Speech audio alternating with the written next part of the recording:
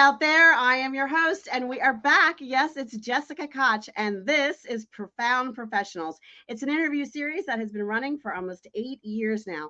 Globally, we have been bringing you industry experts from all over the world, and they help improve your personal life and grow your business.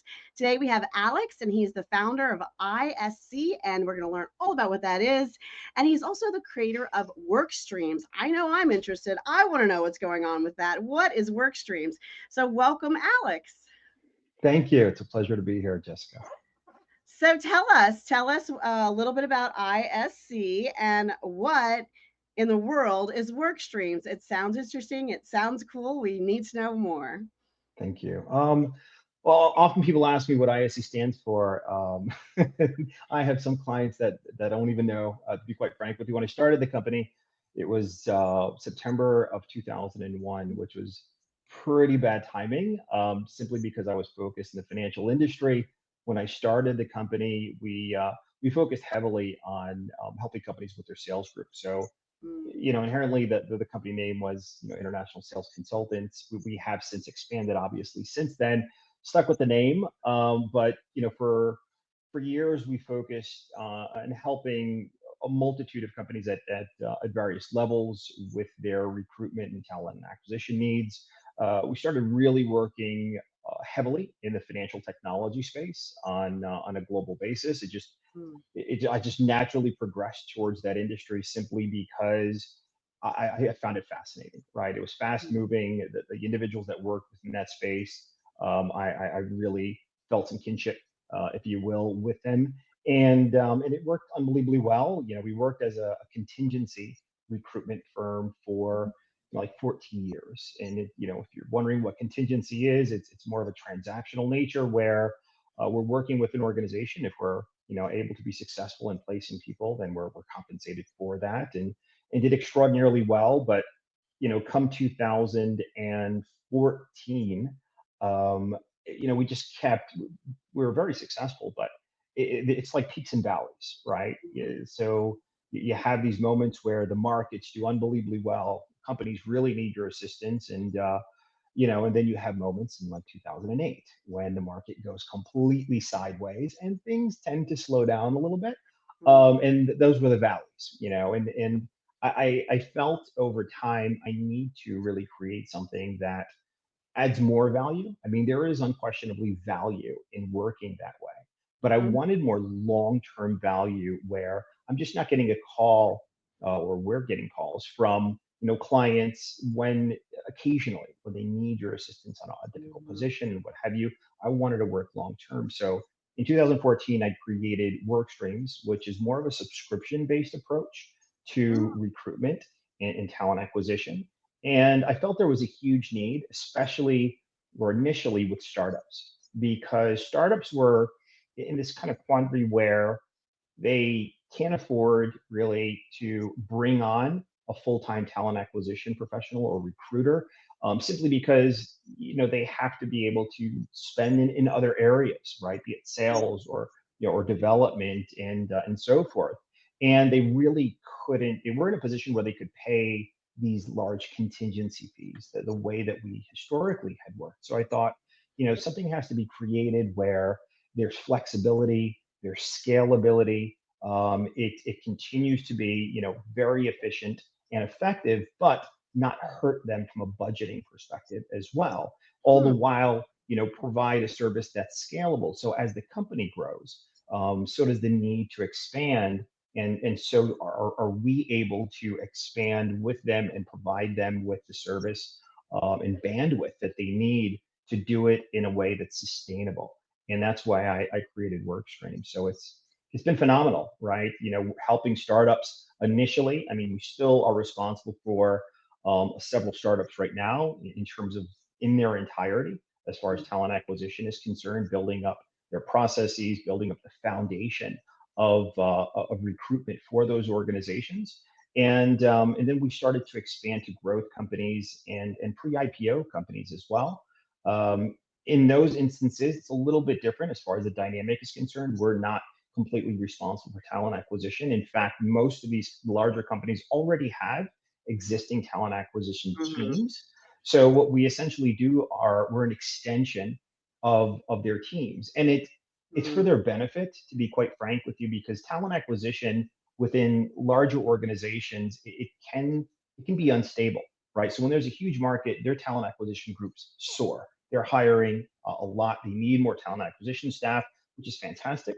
But when things start to slow down, or something happens in the market that puts a standstill to growth, then they tend to be the first ones to be affected in terms of layoffs because no one's hiring.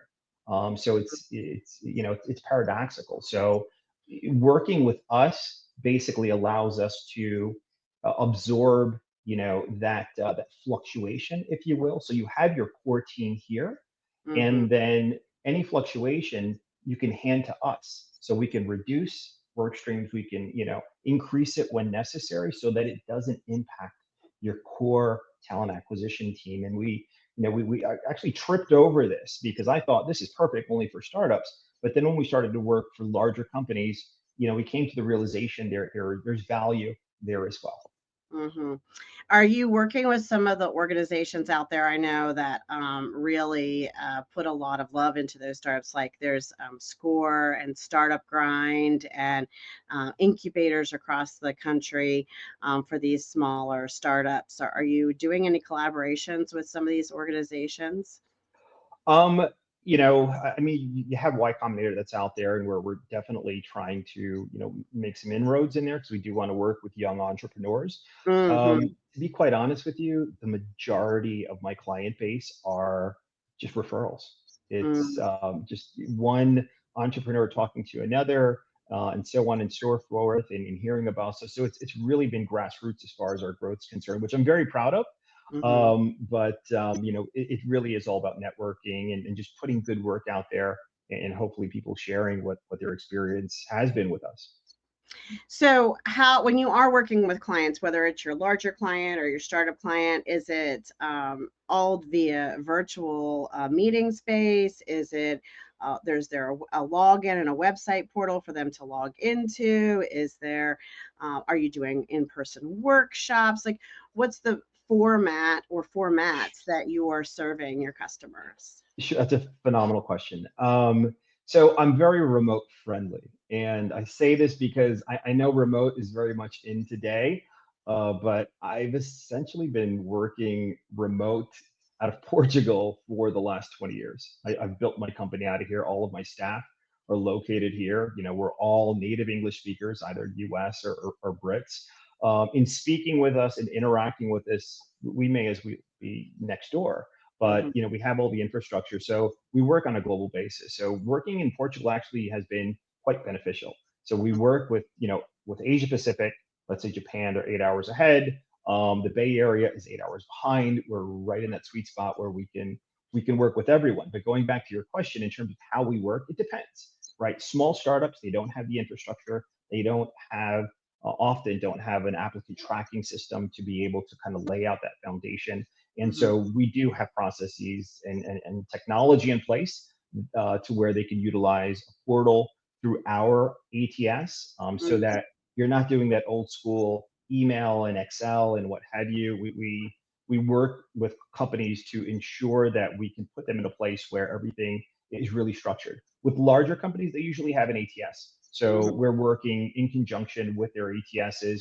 If it's a growth company, I definitely recommend, a company when they get to that point, we need to get an ATS, and I'll often help them, with the implementation of that ATS as well.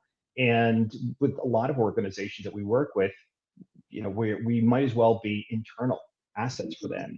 I have more email addresses than I can count, mhm. because there's obviously a lot of value when you're reaching out to candidates and so forth.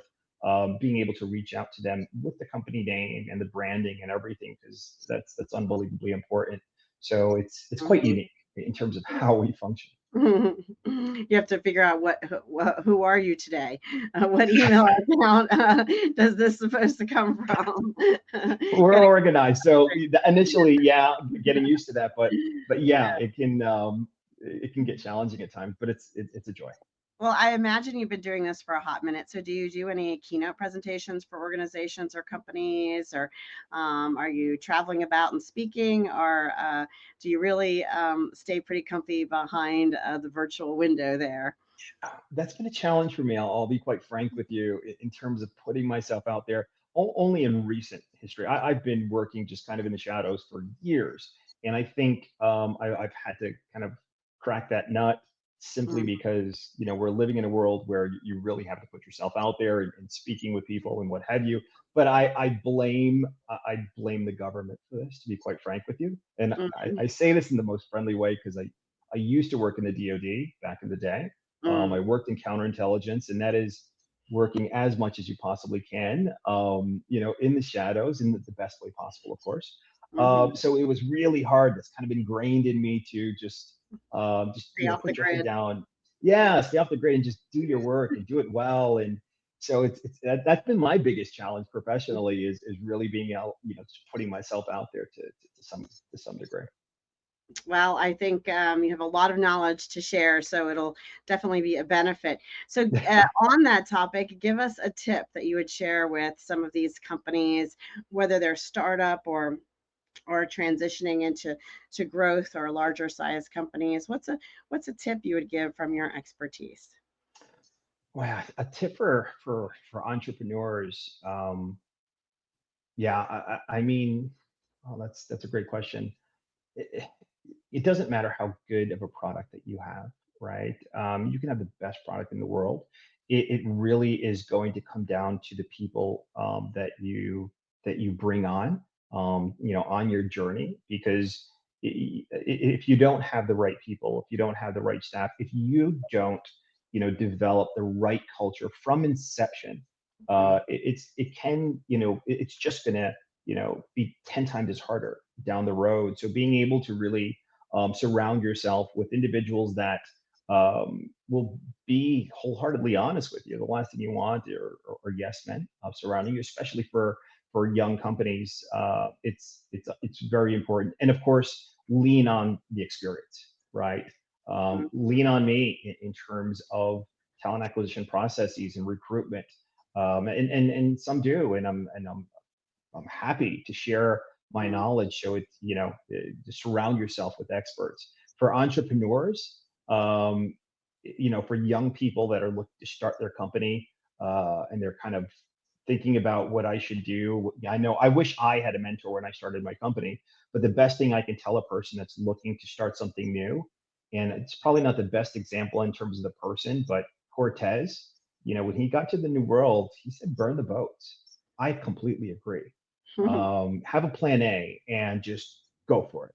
And go for it. And you're going to fail and you're going to trip and you're going to fall. Just continue to go for it. I started my company with the worst timing in the world. The towers had just fallen, and I hadn't filled one position for 6 months. But I took advantage of it, and I just built my relationships throughout those months, and in hopes that that time that invested would bear fruit, and it did. And the same thing, mhm. 2008 when everything went sideways. You have to roll with the punches, and make good usage of your time in any way, shape, or form, even if it's just to better yourself. Well, I heard get a mentor, surround yourself with experts, and push through, keep going, have a plan A. So those are that's some great advice, some great tips, and super important to surround yourself with experts. It makes me think of the book Who Not How, right? You don't have to figure out everything yourself. Make sure you're reaching out to people who already know how, and then you'll go farther a lot faster. So that's a great tip, great advice. So now is the time you've all been out there waiting for. As you're watching, I know this is your favorite part and mine. Hit the share button and push this out to the world, because we're going to talk about the cause that is close to Alex's heart.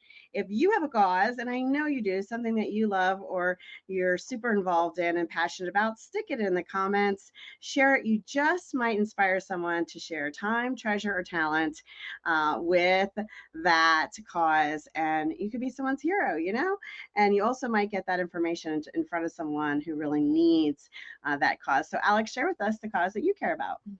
Yeah, I'm a former veteran. I mean, when I started, Mm. I started in the Marine Corps and then I transitioned into the intelligence space. So, I can mention a fair amount, but I would say, Wounded Warrior Project is a Mhm. fantastic thing. So I think we really do need to support our vets as much as Mhm. we possibly can. So yeah, I would say that's a phenomenal project and foundation. I'm a super fan. My son's active duty Army, so thank you for your service. And my father was in the Navy, so lots of people I know have and know and love have served in the military. So um, thank you for that, and great cause. So get ready. And now the next thing you guys have to do out there is put out all the books that have inspired your personal life or helped you grow your business, or books you might have authored out there. So if you're an author, stick it in the comments. Tell us all about your books. And if you hit the share button, someone else might do it too. And you just don't know who might find you. Alex, talk to us about a book that inspired your personal life or helped you grow your business. Um, I, I be quite honest with you, I don't read much, as you can tell. Not at all.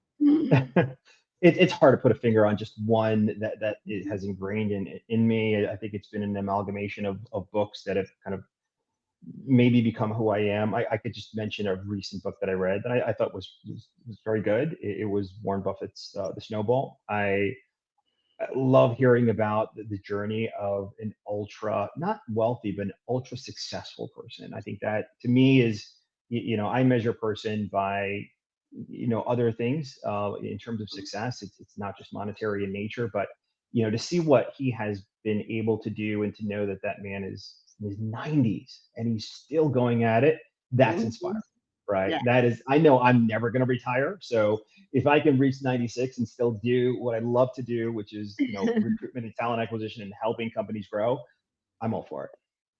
That's wonderful. I love that. It's not a book, but I recently watched 7 Years in Tibet. And one of the things that I really think equates success, which is something I watched kind of unfold. It's based on a true story. It's really interesting. Great movie. Um, it's the human growth, right? So it's not just it was all of the trials and struggles and failures this individual had, and the growth that took place in the journey and the experience. And I think if we all grow, then we all succeed, right? And just like you're saying, if we can do what we're passionate about and what we love, till the high numbers of over 100 of our time here on the planet, I will. then we're doing something right? So I think that's great. So thank you for sharing that book with us. If you're out there and you're watching and you're thinking, wait, I'm an industry expert, I also could help improve people's lives or grow their business, reach out to us and our team. We would love to have you on the show. Now, before we say goodbye, Alex, I always have our guests share a final piece of information or inspiration, that final thought. But before you do that, if there's anything else about yourself or the company that you didn't get to share yet, I would love for you to also share a bit more. So, anything else we haven't covered yet? Oh, we've covered a lot, and I'm trying to really create something different in terms of a completely new approach as Mhm, far as recruitment is concerned, and that certainly represents its own challenge when you're trying to teach the mhm. market something new, if you will. But no, we've covered a fair amount, and Jessica, I very much appreciate you taking the time and allowing me to share this. It's been great having you on. I've really enjoyed it. All right, close us out. Give us a piece of information or inspiration as we say goodbye to all those watching out there. Um, be fearless. I think I've taken more joy in doing things that made me uncomfortable, and that just scared me to my bones. Just put your head down and just lean forward and Mm. just be fearless in everything that you do. I mean, that's the best advice I can give anyone. Be fearless. I love it. Be fearless out there. And until the next Profound Professionals, I'll always be your host, Jessica Koch. And until next time, be kind to yourself, everyone out there, and be kind to each other. Bye, everybody.